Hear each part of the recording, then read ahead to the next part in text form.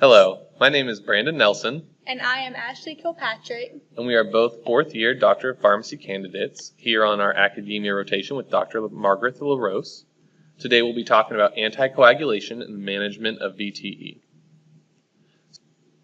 So today our objectives are to discuss the epidemiology for venous thromboembolism, or from now on we'll call it VTE, to understand the pathophysiology of coagulation, to identify indications for anticoagulation medications, and to learn and develop management strategies for VTE. So what is VTE? VTE, or venous thromboembolism, refers to deep vein thrombosis, or DVT, and PE, or pulmonary embolism. DVT is a blood clot which forms in the veins.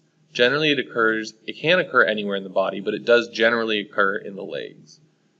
The pulmonary embolism, or PE, is a clot which suddenly blocks arteries in the lungs.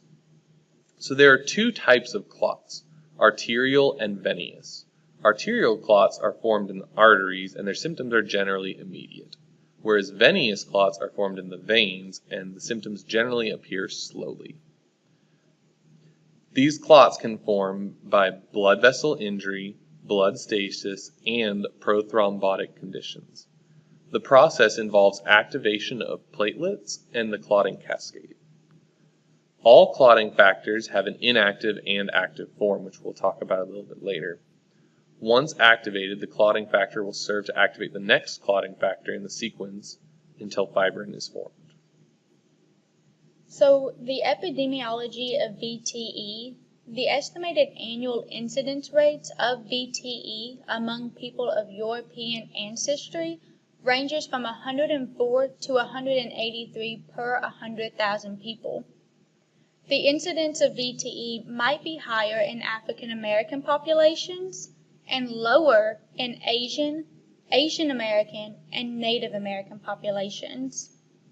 The reported incidence rates for PE with or without a DVT ranges from 29 to 78 per 100,000 people. For a DVT alone, so no PE, the range is 45 to 117 per 100,000 people. VTE is predominantly a disease of older age, and incidence rates increase with age for men and women for both DVT and PE. The incidence rates are somewhat higher in women during childbearing years, so ages 16 to 44, when compared with men of similar age. The incidence rates in individuals aged over 45 are generally higher in men. So let's look at the pathophysiology of coagulation and VTE. What is the coagulation cascade? Coagulation is when the blood forms fibrin clots via one of two pathways, the contact activation pathway, or the intrinsic pathway, and the tissue factor pathway, or extrinsic. And with your extrinsic pathway, it's activated by external trauma that causes blood to escape from the vascular system. It also has a quicker onset than your intrinsic pathway. Your intrinsic pathway is activated by trauma inside the vascular system, so it's activated by platelets, exposed endothelium, chemicals, or collagen. Again, it is slower than the extrinsic pathway, but it's more important. And as you can see in the picture to the right, both pathways come together at factor 10A to make the common, or the thrombin, pathway. This slide just gives you kind of a little picture of the formation of blood clots. The damage of the blood vessel wall is the top picture, so blood escaping your vessels. And the lower picture is the repaired blood vessel wall, so after the coagulation cascade has done its job and has formed that fibrin clot to stop the blood. To the right, you'll see two video links, one from Khan Academy, which is longer and gives more detail on the coagulation cascade, and one from Science Art, which is a little shorter and just a simple visual representation. So now let's talk about some risk factors and symptoms for VTE. Some risk factors for VTE include major surgery, trauma, current hospitalization, immobility, age greater than 40, past history of VTE, stroke, obesity, smoking, irritable bowel disorder, IV drug use, AFib, congestive heart failure, or thrombophilia. Some symptoms for VTE include chest pain, coughing, coughing up blood, dizziness, rapid shallow breathing, also known as tachypnea, or rapid irregular heartbeat, shortness of breath, leg pain, or swelling. So on this slide, you'll see the picture of Virchow's triad. The Virchow's triad is a picture depicting the three broad categories of risk factors that are thought to increase the risk for VTE. You will note that each of these is equal sides on a triangle or equal angles on a triangle. No one is automatically greater than the other for these risk factors. So now let's talk about the diagnosis of VTE. Initially, blood work can be done, and this would include a D-dimer test, which can detect clotting activity in your blood. And to diagnose a DVT specifically, you need an ultrasound. You generally need an ultrasound of the leg, because it can be anywhere in the body. To diagnose a PE, a CT scan or CAT scan is often used. Sometimes ventilation perfusion lung scan is also used. So let's go into anticoagulation and the medications used. So let's define anticoagulation first. Again, remember, coagulation is the action or process where the free-flowing blood in the circulation changes to a solid or semi-solid state, or as we call it, clots. So anticoagulation is the prevention and treatment of those blood clots in the vessels. Anticoagulation can be used for acute coronary syndrome, or ACS, prevention of cardioembolic stroke, and prevention or treatment of VTE. So our classes of medications used, we have a couple of different classes. We have heparin, low molecular weight heparins, which include enoxaparin and dalteparin. We have vitamin K antagonists, which is warfarin, direct thrombin inhibitors, which is dabigatran, argatroban, and bivalirudin. You have your direct factor 10A inhibitors, which include rivaroxaban, apixaban, edoxaban, and betrixaban. And then you have one indirect injectable factor 10A inhibitor, which is fondaparinux. So first let's look at unfractionated heparin. Heparin potentiates the action of antithrombin 3 and thereby inactivates thrombin, as well as activated coagulation factors 9, 10, 11, 12, and plasmin, which prevents the conversion of fibrinogen to fibrin. Heparin's contraindicated in active bleeding, severe thrombocytopenia, history of heparin-induced thrombocytopenia, or HIT, and hypersensitivity to pork products. Important side effects would be bleeding, thrombocytopenia, HIT, hyperkalemia, and osteoporosis with long-term use. So the dosing for heparin, it can be used for prophylaxis of VTE, treatment of VTE, as well as treatment of ACS or STEMI. For the prophylaxis, it is a base dose of 5,000 units sub-Q. For treatment of VTE and treatment of ACS or STEMI, note that it is weight-based and given IV. With heparin, there's a few things you want to monitor. You want to monitor your APTT, which is the partial thromboplastin time, or activated partial thromboplastin time, and it's just a medical test that characterizes blood coagulation. This is taken 6 hours after initiation, then every 6 hours until a therapeutic range of 1.5 to 2.5 times the patient's baseline is reached. Once that is reached, you can check it every 23 hours. You also want to monitor your factor 10A level. platelets, hemoglobin, and hematocrit all at baseline and daily, and then monitor for signs of bleeding. So heparin-induced thrombocytopenia, or HIT. This is the development of thrombocytopenia due to administration of various forms of heparin. It's serious and immune-mediated. So when I say immune-mediated, that just means the emergence of antibodies that activate platelets in the presence of heparin, causing this adverse drug reaction. And a potential reason that heparin can cause HIT versus your low molecular weight heparins is that heparin has a heavier molecular weight than the low molecular weight heparins. HIT usually begins 5 to 10 days after heparin administration, and if it's suspected, you want to discontinue heparin. Complications can be DVT or PE, death, stroke, a TIA, an MI, or end organ damage. So if the patient is found to have HIT, you want to use a direct thrombin inhibitor, specifically argatroban, at 2 micrograms per kilogram per minute, given IV continuous infusion. So now let's talk about the low molecular weight heparins. So there are actually 2 low molecular weight heparins, which we'll talk about in a moment. Their mechanism of action is to bind to antithrombin, which inactivates factor Xa and factor IIa. Low molecular weight heparins are contraindicated in patients with active bleeding and/or history of HIT. Side effects for low molecular weight heparins can include bleeding, anemia, increased LFTs, thrombocytopenia, hyperkalemia, and injection site reactions.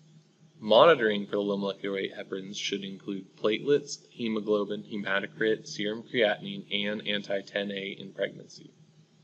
So another little important note is do not expel the air bubble in these syringes, because they all come in pre-packed syringes. Don't expel that air bubble because it can cause loss of the drug.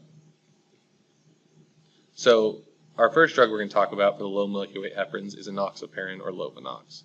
So an important thing to note on this one is that it is both standard dosed and weight dosed, and it is also dosed based on renal function and age, specifically age for treatment of STEMI. So the other low molecular weight heparin is going to be dalteparin or Fragmin. It is standard dosed and weight dosed again. The standard dose is for the prophylaxis, weight-based dosing is only for treatment. So now let's talk about some drug interactions for both unfractionated heparin and low molecular weight heparins. So some of the drugs that can increase bleeding risk when you're on the low molecular weight heparins or unfractionated heparin would include NSAIDs, SSRIs, SNRIs, anticoagulants, or antiplatelets. So on the other side of the slide, you'll see supplements. These supplements can increase the bleeding risk as well. The 5 Gs, which are ginkgo, ginger, ginseng, garlic, and glucosamine, are major supplements that can increase bleeding risk. Also included in these supplements are fish oil, St. John wort, and evening primrose. So let's look at the vitamin K antagonist. Warfarin or Coumadin is our vitamin K antagonist. It works by inhibition of vitamin K dependent clotting factors 2, 7, 9, and 10, as well as anticoagulant protein C and protein S. It's contraindicated in pregnancy unless the patient has a mechanical heart valve. Some side effects would be bleeding, skin necrosis, and purple toe syndrome. And with warfarin, the main thing to monitor is the INR. So in a healthy patient not taking warfarin, the INR should be less than 1.1. If the patient has a DVT or PE, AFib, or is being prophylaxed for a VTE, you would want the INR to be 2 to 3.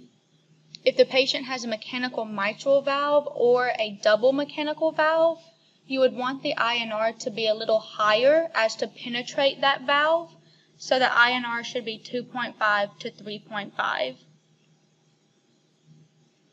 And here are our warfarin tablet strengths. These are important to note, as well as to note the colors of the tablet. So on the left is a mnemonic, please let Greg Tanner or Brown bring peaches to your wedding. So the first letter of each word corresponds to the tablet color. That again corresponds to the tablet strength. So our dosing for warfarin, in a healthy outpatient, you would want to use 10 milligrams daily for the first 2 days, then adjust per their INR level. Lower doses can be used, so doses less than 5 milligrams, and this dose is usually used in patients who are elderly, malnourished, on other drugs that can increase the warfarin levels, if they have liver disease, heart failure, or if they have a high risk of bleeding. So some drug interactions with warfarin. Some drugs that can increase the bleeding risk but may not increase INR would be other anticoagulants, antiplatelets, NSAIDs, SSRIs, and SNRIs. Some herbal or natural products that can increase the bleeding risk is again your 5Gs, fish oil, vitamin E, willow bark, and grapefruit. Some herbal or natural products that can decrease the effectiveness would be green tea, coenzyme Q10, and St. John's wort. Some drugs that can decrease the INR is specifically adding vitamin K or using a CYP2C9 inducer, for example, rifampin. And then drugs that can increase the INR would be your CYP2C9 inhibitors, so Bactrim, amiodarone, or fluconazole. Some key points to note specifically with warfarin is it is a substrate of the CYP enzymes 2C9, 1A2, 2C19, and 3A4. It's also an inhibitor of the CYP enzymes 2C9 and 2C19. You want to avoid it totally with tamoxifen. It's a highly protein-bound drug at 97 to 99%. It has 2 important pharmacogenomic markers, CYP2C9 and vitamin K epoxide reductase. It also has 2 ways to be metabolized. Your S enantiomer is CYP2C9, your R enantiomer is CYP1A2 and 3A4. And then note some foods high in vitamin K would be broccoli, cabbage, chickpeas, spinach, tea, among many others. So now let's talk about some direct thrombin inhibitors.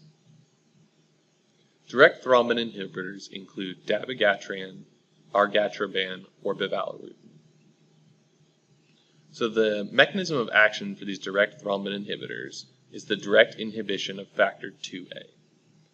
The oral thrombin inhibitors have contraindications for mechanical prosthetic valve, and they both oral and injectable thrombin inhibitors have a contraindication for active bleeding. Side effects can include bleeding, gastric-like symptoms, and dyspepsia for the oral direct thrombin inhibitors, and bleeding hematoma or anemia for the injectable thrombin inhibitors. So monitoring is also a little bit different for both. Monitoring for the oral is going to be hemoglobin, hematocrit, and serum creatinine. Monitoring for the injections is going to be APTT, ACT, hemoglobin, hematocrit, serum creatinine, and platelets. So now we're going to talk about dabigatran dosing. Dabigatran is also known as Pradaxa.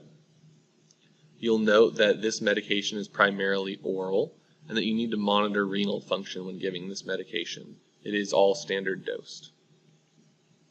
Our next medication is argatroban, or Acova. This medication is IV only and is primarily weight-based dosing.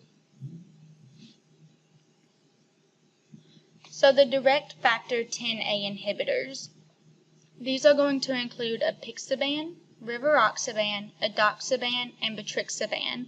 And a thing to note to help remember your factor 10A inhibitors is notice in all the generic names is an X and an A right next to each other. So that can help you remember your 10A inhibitors.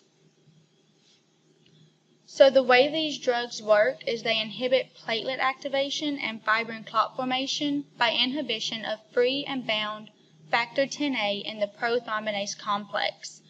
And what prothrombinase is it just catalyzes the conversion of prothrombin, or factor 2, to its active form thrombin, factor 2A.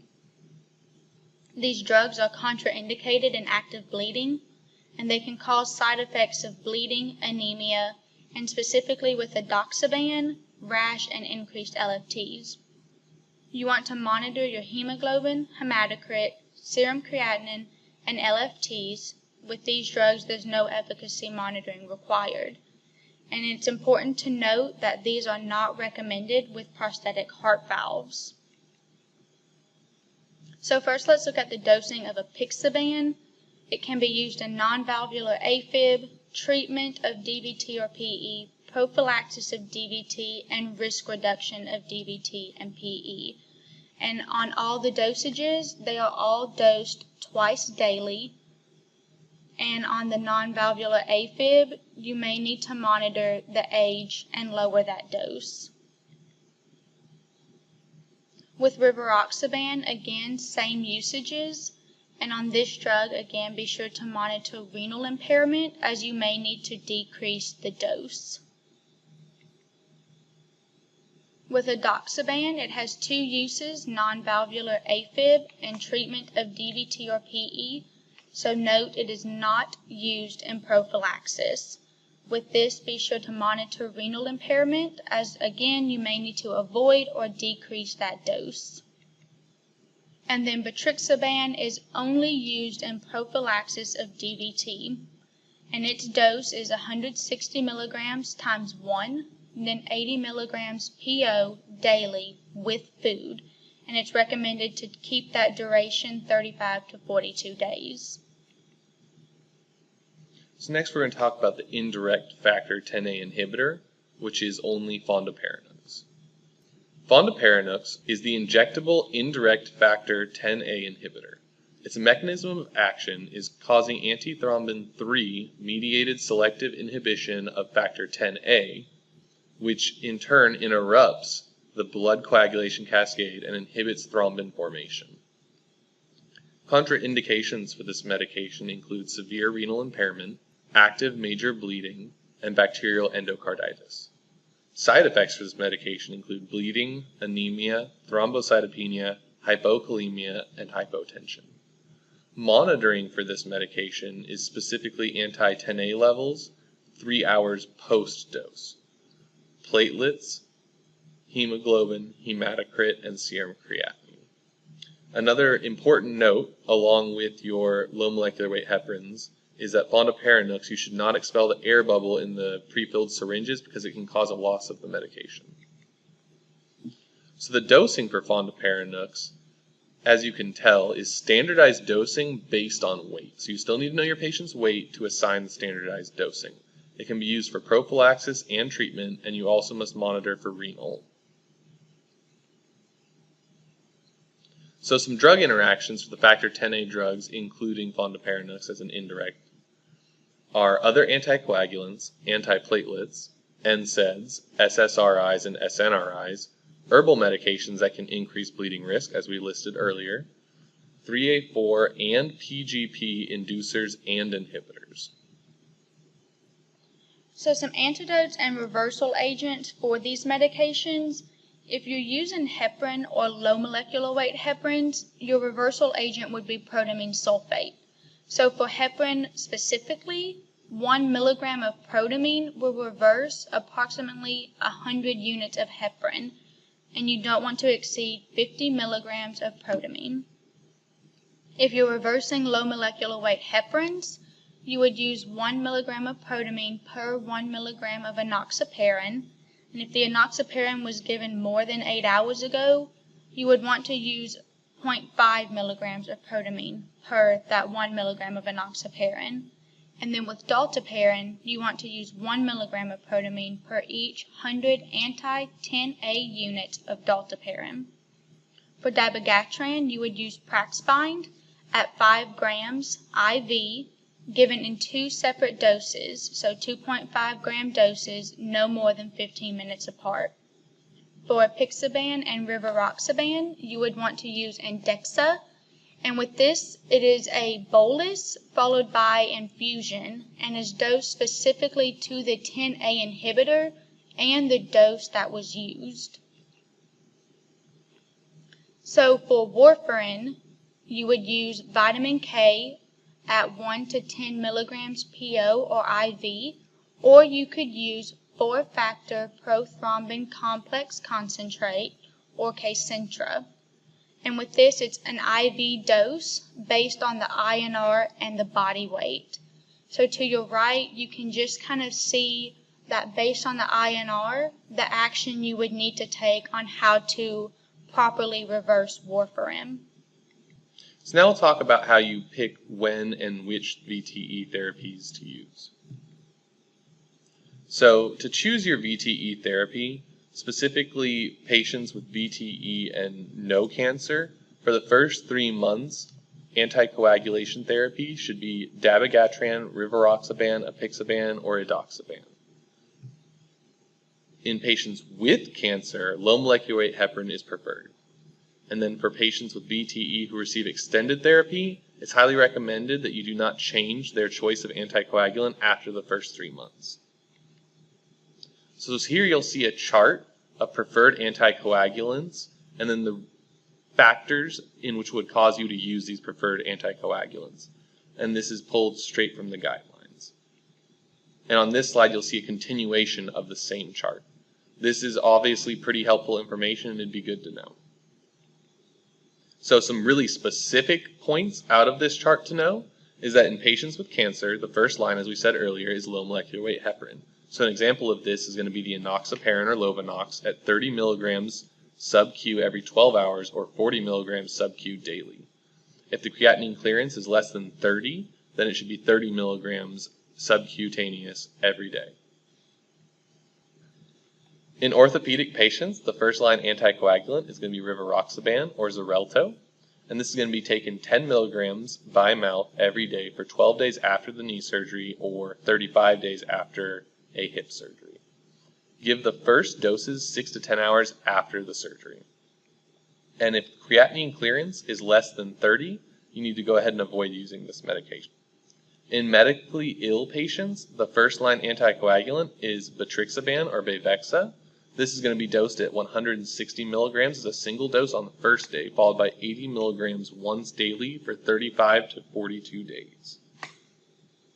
So let's look at duration of therapy. How long do we need to keep these patients on these medications?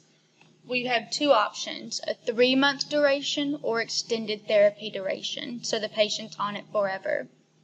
The 3 months of therapy includes patients with a proximal DVT of the leg or a PE provoked by surgery, a proximal DVT of the leg or a PE provoked by a non-surgical transient risk factor, an isolated distal DVT of the leg provoked by a surgery or by a non-surgical transient risk factor, an unprovoked DVT of the leg or a PE.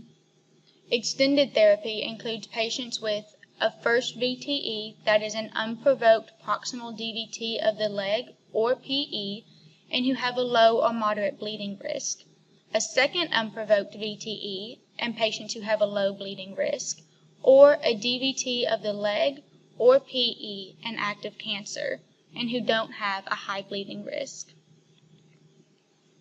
So just to wrap things up, some clinical pearls and some counseling points to remember is you always want to monitor for signs and symptoms of bleeding with all anticoagulant medications.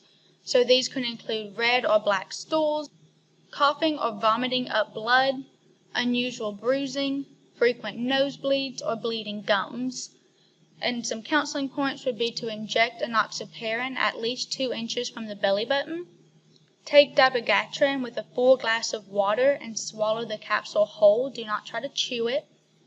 After opening the dabigatran bottle, you want to use the medication within 4 months. And with rivaroxaban, take it with an evening meal. And with warfarin, avoid eating large amounts of vitamin K rich foods. So this is our reference slide with references to the sites used to create this presentation. And thank you for your time.